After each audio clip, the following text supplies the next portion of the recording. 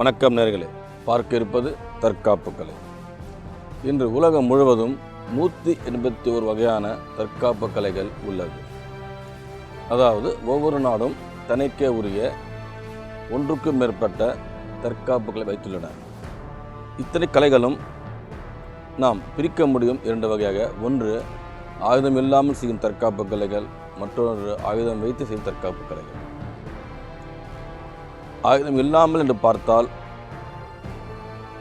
தடுத்து திருப்பி தாக்குவது, தடுத்து பிடிபோடுவது, தடுத்து தூக்கி எறிவது என்று பிரிக்கலாம். ஆயுதம் வைத்து என்று பார்த்தால் கையில் வைத்து செய்யும் தற்காப்புகள், தூக்கி எறிந்து செய்யும் தற்காப்புகள், தூக்கி எறிந்து திரும்ப பெற்று செய்யும் தற்காப்பு கலைகள். ஆக இது போன்று பல்வேறு வகையான தற்காப்புகள் இருப்பினும் ஒரு சில கலைகள் தான் வெற்றி பெற்றது. காரணம், அந்த கலைகள் தான் நடைமுறை வாழ்க்கையில் உங்களுக்கு பயன் தருபவை. ஒரு தனி மனிதனுக்கு எந்த கலை நம்முடைய வாழ்க்கையில் பயன் அளிக்கிறதோ அதுவே வெற்றி பெற்றதாக அறியப்படுகிறது. அந்த வகையில் கராத்தே, கோபுடோ, ஐக்கிடோ மிகச்சிறந்த கலைகள்.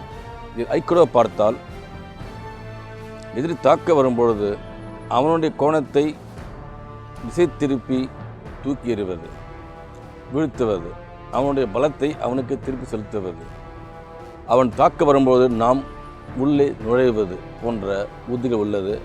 நாம் அதுபொழுது பார்க்க உள்ளோம். அதன் பெயர் இரிமி நாகி. புத்தியை பாருங்கள்.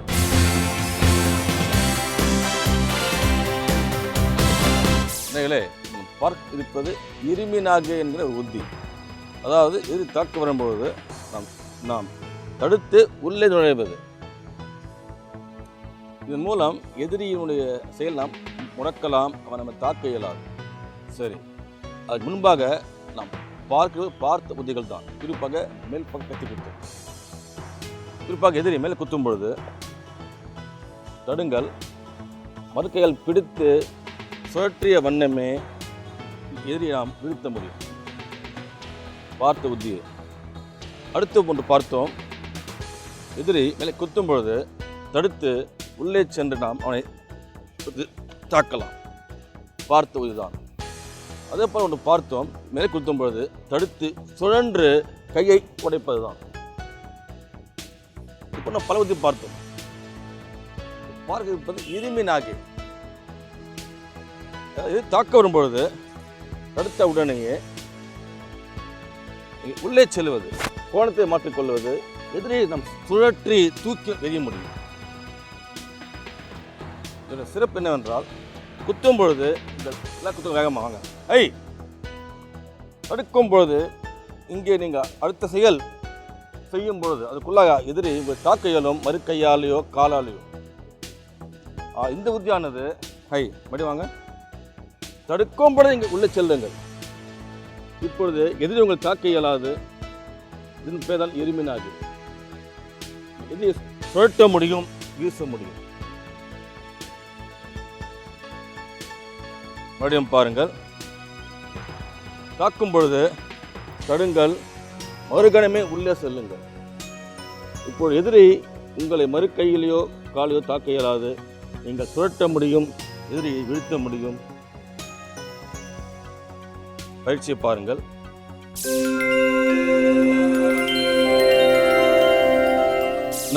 இது பயிற்சிக்கான நேரம். எந்த ஒரு கலைக்கும் சரி, குறிப்பிட்ட தற்காப்பு கலைக்கு பயிற்சி மிக முக்கியம். ஆக இதுன்னா எதிரி உங்களை கத்தியால் மேலே குத்தும் பொழுது நாம் தடுக்கிறோம். நம் அடுத்த செயல் புரிவதற்குள்ளாக எதிரி நம்ம தாக்க இயலும்.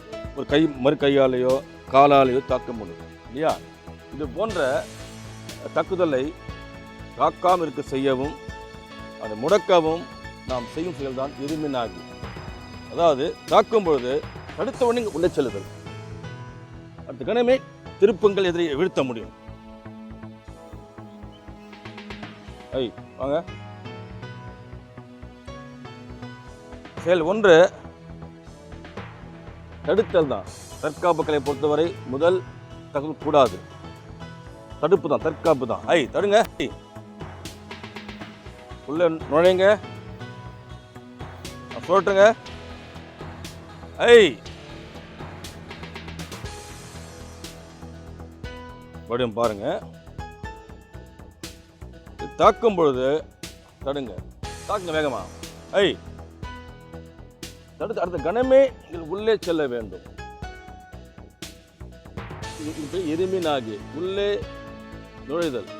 அது கணம் இந்த கையை நீங்கள் இந்த தோள்பட்டையை பிடித்தவாறு திருப்பும் பொழுது எதிரி நிலை கொலைவான். வாங்க. இச்சு நீ சம் ஐ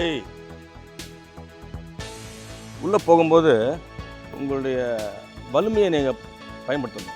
அது என்னன்னாக்கா கவனிங்க. வாங்க வாங்க தாக்குங்க. தடுக்கிறாரு இல்லையா? உள்ளே போறீங்க. இது என்னவென்றால் இந்த தோள்பட்டையை இழுத்தவாறு திருப்புங்கள். எதிரி உங்கள் வசம். கை கொண்டு மேலே ஐ ட்ரை பண்ணு. மேலே தருங்க. ஐ உள்ளே போங்க. சொல்லட்டுங்க. கையை தள்ளுங்க. கழுத்தை கை வைக்கக்கூடாது. மறுபடியும் கவனிங்க. ஐ தடுக்கிறீங்க. உள்ளே வரீங்க. இரும்பினாகி சுழற்றியவாறு உள்ளே சென்று தாக்கணும். ஐ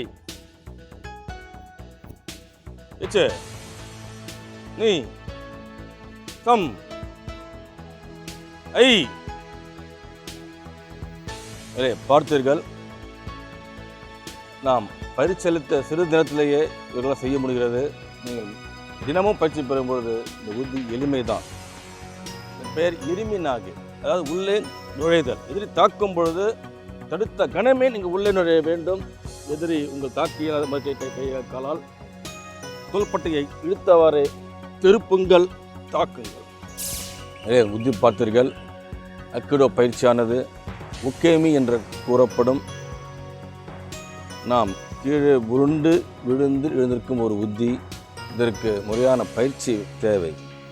சரியான பயிற்சியின்றி செய்தால் முதுகெலும்பு பாதிக்கப்படும். ஆகவே ஆசிரியருடைய துணை கொண்டு பயிற்சி பெறுங்கள். எந்த ஒரு கலையும் சரி, நீங்கள் வம்சாவழி மிக்க அந்த பாரம்பரியமான தற்காப்பு கலை பயிலுங்கள். அப்போதுதான் உங்களுக்கு அதனுடைய உலகசியம் கிடைக்கும். உங்களுடைய உடல் வலிமையும் மன வலிமையை கூட்டிக் கொள்ள முடியும். உங்களை காத்துக்கொள்ள முடியும். தேவை நல்ல பள்ளியில் சிறந்த ஆசிரியரிடம் நல்ல பயிற்சியே. உடன்பிறப்பு கடிதங்கள். அறிஞர் அண்ணா அவர்கள் இருந்தபோது தம்பிக்கு என விழித்து வாரத்துக்கு ஒரு கடிதம் எழுதுவார். அப்போதே நான் அன்பு நண்பா என்று அழைக்கும் கடிதங்களை எழுதியிருக்கிறேன். அப்படி பார்த்தால் கிட்டத்தட்ட 1965 உடன்பிறப்பு கடிதங்கள் எழுதி வந்திருக்கிறேன். 1968 எழுதப்பட்ட எனது உடன்பிறப்பு கடிதங்கள் புத்தகமாக தொகுக்கப்பட்டு இதுவரை 12 தொகுதிகள் வெளியாகி இருக்கின்றன. நண்பா என்ற வார்த்தையிலிருந்து உடன்பிறப்பே என்ற வார்த்தைக்கு மாறியதன் காரணம் அது இருபாலருக்கும் பொதுவான வார்த்தை என்பதால்தான்.